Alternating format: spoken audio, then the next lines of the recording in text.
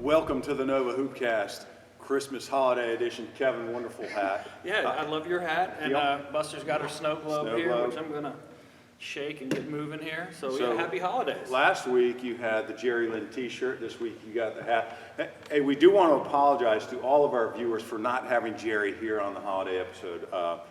I would prefer Jerry be sitting here Well, wearing I'll this be hat. the fat guy with the tight, small hat, because obviously that is Yes. not good for my look. But Right. I'm wearing it because Buster made me, and I'm in the holiday spirit. But All yeah, right. we're happy to be here. Happy to have one more episode in 2019 before we move on to 2020. So let's talk about basketball. We got a lot of good stuff coming up. Yeah, thank Mark Alexander for having us out here. We were at Wakefield last week, great tradition in Arlington County. It's cool to be here at Loudoun County. It's got a lot of tradition.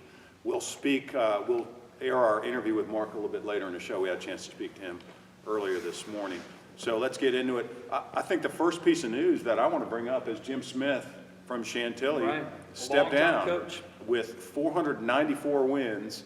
And when somebody's coached that long, I don't think it's ever a surprise that you decide, it's time to hang it up. I assume he's done coaching, but who knows? Maybe he'll get back into it. The only surprise, I guess, is the timing of it a few games into the season. But congratulations to Coach Smith again, just shy of 500 wins. Yeah. Really had a tremendous career. And we don't want to get into the hows and whys. That's not who we are or what we do, but we just want to celebrate a longtime coach. We know how difficult it is to stay in it that long. He's just been a staple in Northern Virginia basketball for a long time. And when you thought of Chantilly High School basketball, you thought of Jim Smith. Yeah, it's a grind. And we were only head coaches for 13 years and 10, and it's a grind when you do it for that long, but to do it for as long as he's done it, 30 plus years. He was at Sidwell Friends for a year or two as a head coach. Ben At McLean. McLean, I think for 2 years, and then at Chantilly Forever. So, Almost closing in on 500 yeah. wins in his career, which is pretty amazing. So thank you, Coach Smith. We know how hard it was, and to do it as long as we did, doing it as long as you did is pretty amazing. So thank you for that. Yeah, my only Jim Smith, I'm sure there's plenty of guys that have, he's got a loyal group around him that's coached with him forever, but there's one memory that I have is I was at Centerville. I was the head coach at Centerville for 3 years and trying to get it going, and we were going over there one night, and I thought, we had an opportunity to compete and maybe get one on their court, which was never easy to do. And pregame, Corey Bowerman, the athletic director, wheeled out this big cake congratulating Coach Smith on like his 300th or 400th win, and they made a big deal pregame. There was no way you were winning. Yeah, and I thought after that, I was like, okay, yeah, I thought we had a chance, but now that they just celebrated his 300th win or 400th win, and we're just trying to surprise them on their court, I felt like that was kind of deflating, wasn't going to happen. Wasn't gonna happen. So good anyway, luck to Coach. once again, good luck to Coach. So we're approaching Christmas tournament season. Kevin, I don't know if you want to run Yeah, through that. you want me to jump in? Yeah, I know you like going through tournaments. I So do. let's make I'm that a big quick. fan. I'm a All big right. fan. Christmas tournaments. So we have 5 tournaments in the Northern Virginia area. Let's start off with the Westfield Bulldog Bash. That's been around for a while. Westfield's does a great job. We've been in their hospitality rooms many times. Which is how we judge Christmas tournaments. That's right. And even though we're not coaching, we kind of slip in like we're still part of it. Or media. That's right. We plan our day around where we're going to eat. But Westfield Bulldog Bash, been around for a while, as I said. Great tournament. This year, local teams playing in it are Robinson, Battlefield, Potomac from Prince William, and Westfield. Then moving on to Lake Braddock's Glory Days Grill Tournament of Champions. All right. It's a mouthful. Langley, Braddock, the host, Oakton, Stonebridge, Stonewall Jackson, Briarwoods, Hilton, and then the only out-of-town team being a very good Mills Godwin team that always comes down to this area. So really, 7 out of those 8 teams are local. They're teams that we talk about all the time, a good place for us to be. And as we go through, I want these next 4 tournaments, I want to talk about maybe some interesting first-round games. And with the Lake Braddock tournament, the game I really like that first round is Briarwoods versus Langley. Briarwoods having a good season, a lot of good seniors. Langley, a little bit deceptive. They have a good shooter in Jihan Sihat. So I think that's going to be a really good game. Moving on to Falls Church, the Joe Cassio Memorial Basketball Tournament. A lot of local teams. Chantilly's going to be there. We just talked about them. Lee, Herndon, which got a big win over Westfield. Congratulations to Coach Quinlan. Forest Park from Prince William, McLean, Annandale, George Mason, and Falls Church.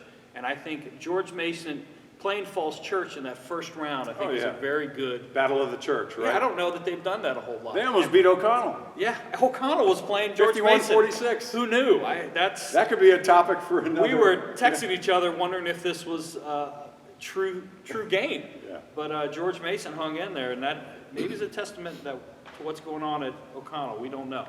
But George Mason playing Falls Church, a very good first-round game. Joe Cassio. George Long Holiday Hoops Tournament at Wakefield, and we talked to Coach Tony Bentley about that last week. A lot of teams from different places. You've got Wakefield playing Thurgood Marshall. From D.C., you've got Washington Liberty playing Bryan Station from Kentucky. That'll be an interesting game. Colonial Forge playing Osborne in that first round. Another good game, and then I think what is the best game of that first round is South County versus South Lakes. That would be a very good game to watch. Yeah, it should be a good one. And then the last local holiday tournament would be the Mount Vernon Holiday Tournament, which is, I think, the oldest tournament in Northern Virginia. I think they're maybe in their 45th year. Right. Very historic tournament. A lot of teams from the area playing. You've got Oxon Hill playing a private school, John Paul the Great. Madison High School, our friend Coach Roll will be playing another private school in Fairfax Christian. Dominion playing West Springfield, and then Mount Vernon, the host, playing Justice. And the game that I think is real interesting to me would be Coach Roller playing Fairfax Christian. A newer school, we've got a lot of good athletes, got a lot of good transfers coming in. I'd be curious to see how Coach Roller handles that. So that's a rundown of the local tournaments. Those first four, Westfield, Lake Braddock, Joe Cassio, and George Long, all start on Thursday, and then Mount Vernon starts on Friday. Real quick, because I know we got a lot to do, I'm just going to run down. We got a lot of teams going out of town. You've got Freedom South Riding playing in West Virginia at Martinsburg. Colgan is going down to James Monroe in Fredericksburg. You've got Potomac and Marshall playing in the Governor's Challenge, which is one of the biggest tournaments in Maryland. Salisbury, right? Salisbury, yep. TC's playing in West Virginia. Riverside and your school, Fairfax, are going down to Florida, which is a big thing, and we could probably talk about how you fundraise for that. Patriot will be in Pennsylvania. Hayfield's playing in D.C. Independence, the newest school in Loudoun and Garfield, will be over at James Wood, and I might have a chance to see them play. West Potomac going down to Charlottesville, very good tournament down there. They've been down there several times. Yep. Centerville going to Northern and Maryland.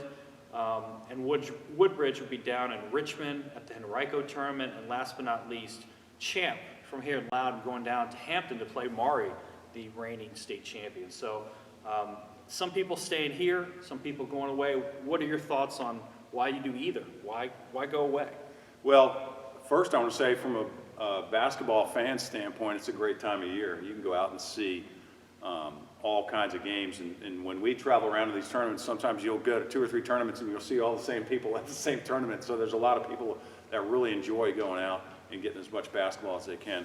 Going away, obviously there's a lot of logistics involved in terms of fundraising and all that, and hotels and buses, but it's often, well, I would say there's 2 things I like about that. One, it's a good team bonding experience for your team. There's something different about getting on a school bus and just, driving down the street 3 days in a row to play a game as opposed to going out of town. And also seeing different teams. There's so many schools in this area that see each other all the time, whether it's spring leagues, summer leagues, winter tournaments. So it's sometimes nice to go out of the area and see different teams that you haven't seen before, because sometimes you'll see different styles of play. Sometimes you expose your team to officiating is different from one region to another. So I think there's a lot of positives, not the least of which is just the educational experience for your kids. It's taking them out of the area. Coach Bentley mentioned to us last week he had somebody on his team that when they went to their tournament in Utah, he had never flown before. Right. So there's experiences that kids get that they wouldn't ordinarily get. Well, I know you're heading to Florida with Fairfax, so we'll look forward to those updates, and a little disappointed that I won't be with you. I'll be here in the 30-degree temperature, and you'll be on the beach in Clearwater, so have fun with that. Yeah, I'll text you temperature updates in addition to score updates. I don't want to hear anything. Well, you're going to get them anyway. Yeah. So Kevin, I want to change gears a little bit from what we usually do. Change gears. All right. So I've just got some questions for you. Not necessarily, rapid fire or anything like that, but I want Is to there throw personal questions or are they basketball questions? I haven't decided yet. We'll see how the Okay. first one goes. All Okay, first question for you. Who is the second best team in Fairfax? Because I think there's general consensus about who the best team So is. we could say maybe South County is the best team. That's what we're going to go with. Okay. Second best team in Fairfax. I was going to say South Lakes, but then they went down and lost to West Potomac because I had a chance to see South Lakes play and they've had some good wins. So I think South Lakes is definitely a strong team, but we're just going by today. That's a tough one. I would say after that, man, you could put a couple teams up there. Let me think about the districts. The national, I'm not quite sure if someone's up there. I would probably go with somebody from the Patriot. Okay. I would say Lake Braddock would be up there, but then they lost. Right. So, man, that's a tough one, Brian. I would say Fairfax High School might be up there with one loss to Osborne. Oh, no, they're I would not say- even close to. I think you want to stay under the radar, but I would say Fairfax is definitely a very good team.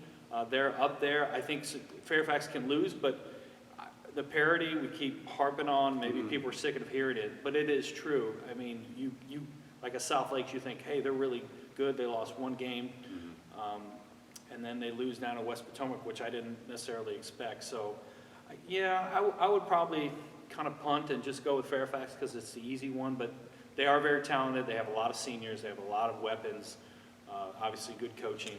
So I would say maybe Fairfax High School is my question. Yeah, and obviously the My underlying, answer, rather, sorry. the underlying theme of that question, again, is the parity. Edison's got a good team. I think West Potomac's got a good team. Yeah. You mentioned Braddock. So that's what's going to make it really exciting, I think. I guess it's this good that it's a stretch. hard question. Yes. Okay, next question. Can I ask questions of you, or am I going to have my time? All right, you want to throw one at me? Okay. All right. You're not a Loudoun guy, so you kind of put that on me, and then you just put the Fairfax question on me, so I'm going to put a Loudoun question on you. Who's the best team in Loudoun? Well, like most years, like Potomac Falls is always good. Freedom South Riding's been very good in the past couple of years. You're missing one, Okay. Western Loudoun. Loudoun Valley Yes. is always good. Yes. This is tough. It's gonna come down to two for me. Like right now, who's the best team? And what's really cool this year is, 3 weeks from now, we might rewind this video and say, I can't believe you said that because somebody else has gotten hot. I would say it's between Loudoun Valley and Champ. And Champ just lost Right. to Briar Woods, which makes things interesting. Yeah. So there are no undefeated teams in Loudoun County, and there's only 2 overall that we know of in our area, and that's Yeah. Yorktown, who was down by 25 points to Chantilly, their first game after Jim Smith resigned, and South County. Yeah. So no undefeated teams in Prince William or Loudoun County, just 2 left in Fairfax. So you're saying, Here's what I'm gonna say. I'm Okay. gonna say right now, December 22nd, Champ is the best team in Loudoun County. But there's a strong argument for Loudoun Valley. But 2 weeks from now, it might be Potomac Falls. Could be Loudoun it County might- High School. It might be Loudoun County High School. It might be Freedom South Riding again. They seem to have, righted the ship a little bit since a tough start.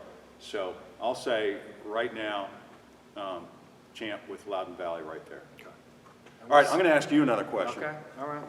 We talk about a lot of players. We get out and see a lot of games. We don't see, every game. We don't see every team we'd like to see. So who's one player in the area that we cover that you have not seen in person but you want to get out and see? All right, I'm going to give you 2. Well, the question was one, but you go ahead with 2. That's right. That's right. First would be Jared Clausen from Okay. Edison. Yeah. Who- He's been getting a lot of run on social media the last couple He days. has. He just hit 1,000 points. Congratulations to him. That's Yeah. a big milestone. I would see Jared Clausen from Edison High School as a shooter. And then I'm going to throw out a name from Battlefield High School, Okay. Jordan Rayford. Radford. Radford, Yeah. excuse me, Jordan Radford. Excellent athlete. I mean, one of the best athletes that I haven't seen him play this year. I've seen him play in the past. But Jordan Radford is a kid that I want to see play at Battlefield. He would be somebody who's dynamic, having a great senior year, and is fun to watch. Yeah, I've seen him play. I haven't seen Clausen play. I think that's a good call. All right. Let's go to the personal. What do you want for Christmas? What's a Christmas gift Well, that you want? okay, I'm gonna reframe the question. Sounds like political debate. Yes. Go ahead. I'm gonna answer it in like basketball terms. Number one, because nobody cares what I personally want for Christmas, and number two, because I don't really know what I want for Christmas from a personal standpoint. Basketball, I think I want the restricted arc, the restricted area that they have in college and pros now. I want that for Christmas. You want How's it that? for high school? I want it for high school. All right, tell me Yeah. why. Well, I think part of it is to help officials, because I think that's the hardest call in basketball. And I assume our friends at Inadvertent Whistle would say the same thing, Scott Bachhansen and Adam Brick. And it's hard. Coaches always complain. It is the hardest one. Every time a block charge call is made, one coach is excited and the other coach thinks the officials got it wrong. True. Happens all the time. Right. And we're no exception when we're coaching.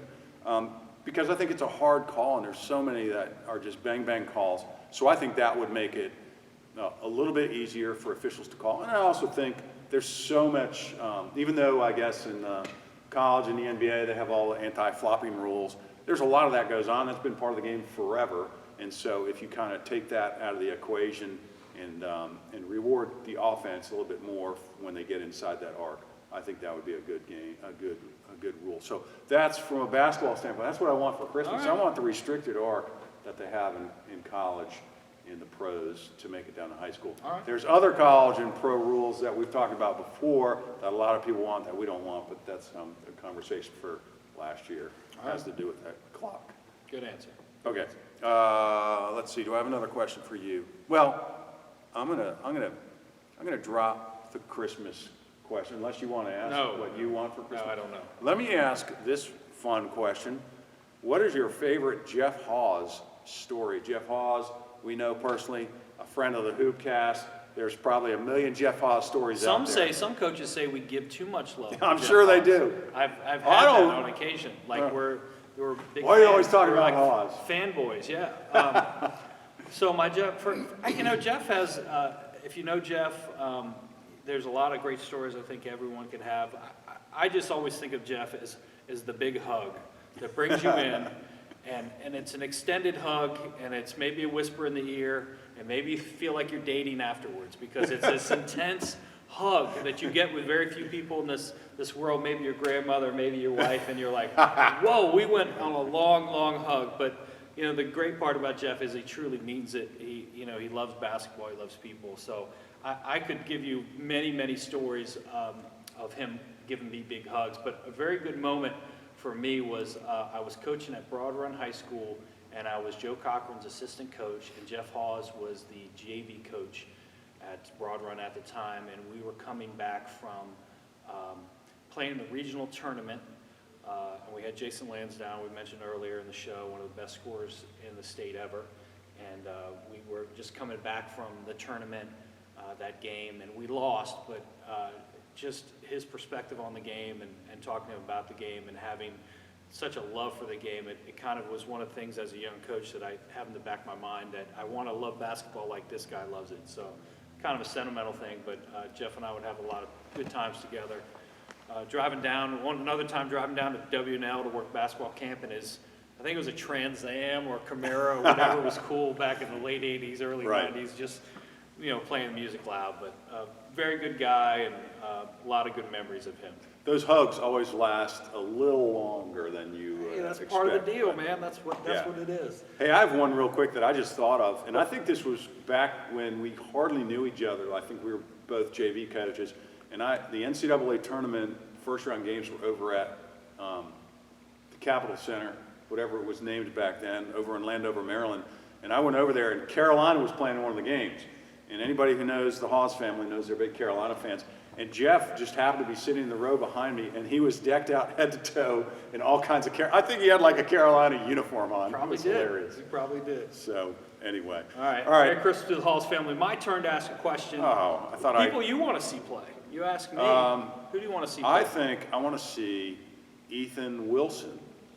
I saw him from play last Osborne year. Park. Yes. Very good And athlete. Osborne Park coach Jeremy Coleman has He's done a good job Yeah, in a he's got year. the You feel like program it's heading in the right going direction. in the right. He's doing a lot of the little Well, things. I equated to when Sherman Rivers came in from Potomac, or I'm sorry, for Patriot, and I saw him play over at Stonebridge, and I was like, these guys are not great now, but they're going to be Right. good. And I kind of feel that way about Jeremy Coleman, the job he's doing Right. at Osborne Park. So Yeah, and good if you pick. want to build a successful program, it's about so much more than what you do during a game, on the bench. It's a lot. I'm telling yeah. you, a lot of it is about building a brand, Right. and social media, and having videos and getting kids excited. And it helps to have a kid like Ethan Wilson Right. be a very good player because people are noticing him and then noticing the program. So. Yeah, so I haven't seen him play, so that's one of my goals is one of these off nights, if I can find one, try to get out and see OP play. So you saw him play last year? Last year they played at Riverside, very athletic. Riverside did win the game, but you could tell they were going to be good. Right, okay. All right, I think that wraps up our question and answer period. I hope so. All right, I hope good. so. All right, good stuff. Maybe some games, from just a few games that I'll highlight, and then you can jump in if you Okay. want. Maybe from each area that we cover. I went to see Marshall and Madison play, and I just really enjoy those rivalry games in small gyms. So Marshall-Madison comes to mind. Langley-McLean We did comes this to last mind. year. Yeah, so it's a great environment. They were both big student sections. On paper, it had potential to be, A blowout. win, well, I was maybe trying to for find Madison. another word, Yeah, but it had potential to be call a it what it is. blowout for Madison. But a rivalry 'cause- game, we always talk, doesn't Yeah. always happen that way. Because they're trying to, they're kind of trying to rebuild a little bit at Marshall. Jack Taylor's a really good player. And so Marshall actually had a chance to cut to 2 in the fourth quarter. And if they had done that, I think, their fans would have gone nuts. Madison kids might have got a little tight. But it turned out to be a pretty good game, and I think Jerry Lynn's got to be proud of how his kids played and how hard they competed with the potential for it going in a different direction. And Madison's kids, they always play really hard. They ended up winning the game 62-51, so that was enjoyable, again, in that environment to watch that. A Loudoun game, and you may have been at that game, but when we talked about it, we did talk about this last week, that Riverside was off to a nice start, and they had a big test coming up against Potomac Falls. Looks like it was a good game, 71-66. Potomac Falls I think over Potomac Riverside. Falls was up at 6 at half and was up a little bit more in the second half, and then Riverside tried to make a comeback, and it just fell a little bit short. But they have a great player in Bo Everett, Ty Reichert, senior, and then Michael Ziller's been shooting the ball real well for Riverside. But it's a tough place to play. You talk about Marshall-Madison. Playing Potomac Falls at home is always hard, so they had to go in there Friday night. And it's just a tough place to play. But Riverside, going into the breaks 5-2, I think they have a solid team, and I think they're going to really be tested when they get in the district. I'm very curious to see how they do. We were asking questions of one another about, who the best team was in Loudoun and Fairfax, but we really left out Prince William. So I have one team in mind in Prince William, and maybe you have one as well, but I think one team that's one of the best teams right now would be Potomac High School. Mm-hmm. And Dumfries, always a great program. We talked last week that they played Potomac Falls. Yesterday, they played Potomac of Maryland. So That's awesome. That's pretty cool. So Potomacs are playing Potomacs. And I don't know if they've ever played before, but Potomac of Virginia and Dumfries did lose to a very good Potomac team, but I still think they're one of the best teams, if not the best team, in Prince William. Do you have any thoughts on that? Anyone else? I think Battlefield's up there agree. again. Yeah, that's what I was hoping you'd say. They beat OP. We talked about Ethan Wilson and OP. We talked about Jordan Radford. Battlefield beat OP 62-50. Radford had 22. Yeah, I think it seems to me that Battlefield and Potomac are maybe right there I agree at the with top in Prince William right now. I still think, last year we heard that Prince William was young. I still feel that way. Yeah. After watching a couple of the Prince William teams, I still think they're year or two away from being really good. I think They're dangerous, some dangerous teams. they though. are. Yeah. They are, no question. Let me mention another game that was an inter-county game that you talk about a lot. Patriot South County. Yes. South County with a buzzer beater to beat Patriot. That's the second buzzer beater they've had. They had a buzzer beater to beat Hayfield earlier, South County did. So again, I agree with you with Patriot. Sherman Rivers has built a great brand, a great program in all aspects. A little young, maybe a year away from being really strong again, but then they go to South County and They're good. They're 5-4, and they're a Yeah. dangerous 5-4. I wouldn't want to play them. So all those young teams, where you really look to see how much progress they've made is when you get to like late January, beginning of February, who's kind of grown up and taken that next step and maybe not showing some of the inconsistency that you see sometimes in young teams. So those were some games that I noticed, from this past week that really caught my attention. Any other games or anything jump out at you, Kevin? Well, I think that South Lakes game that happened yesterday Yeah. was an afternoon game in West Right. Potomac, and Right. I don't know if that had any part of it, but I think that was a good statement win for West Potomac that we haven't really talked about. They were so good last year, and do have some good returning players, but I think they're a little surprising to me. That's a very good win for them. I think they can beat anybody, but they're not dominant like No. a lot of teams this year. No. Okay, good.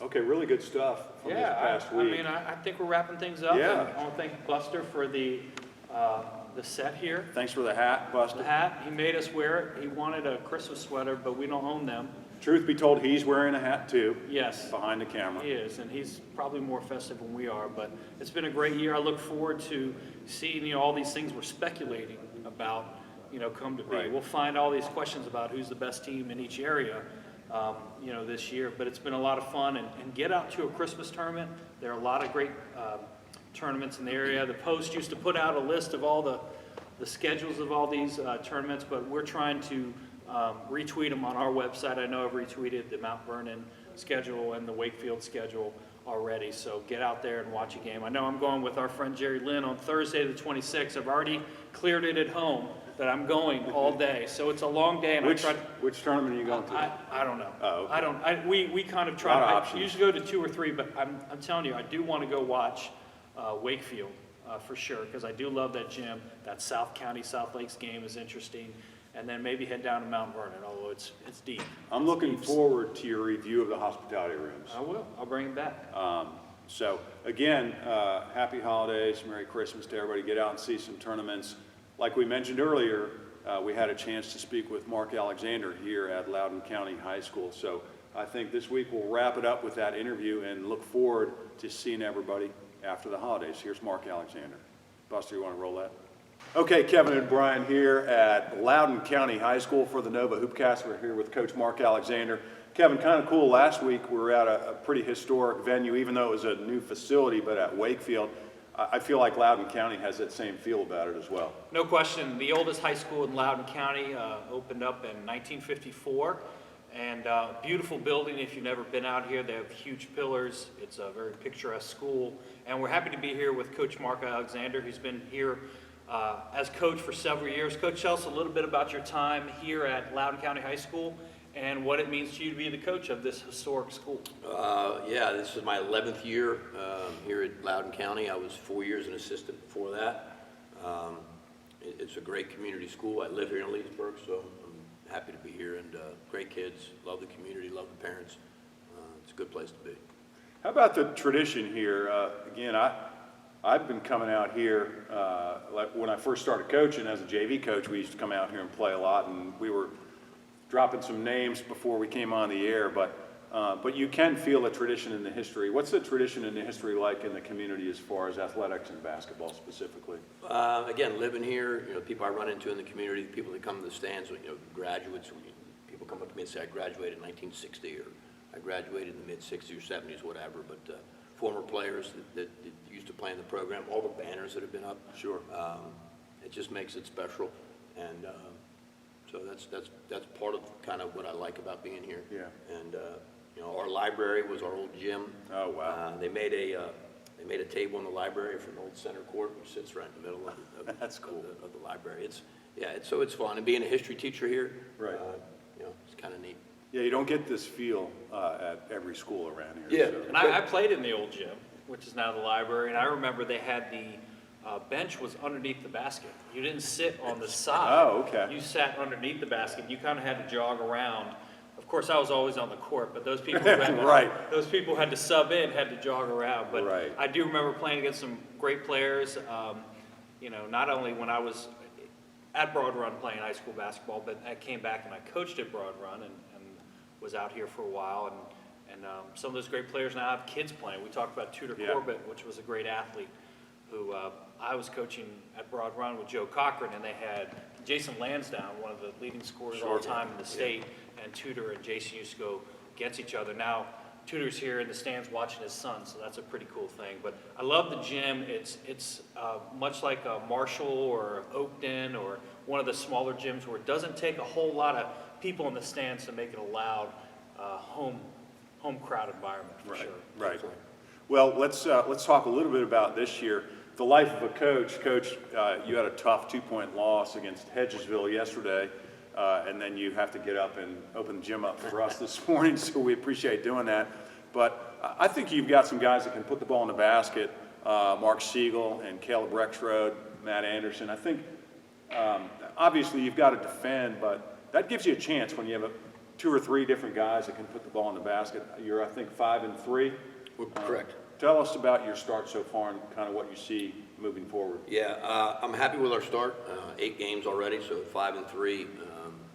We obviously we hang our hat on our defense. I think that's where we want to start. We're playing great D. So when nights we're not scoring, but we've had some great offensive nights.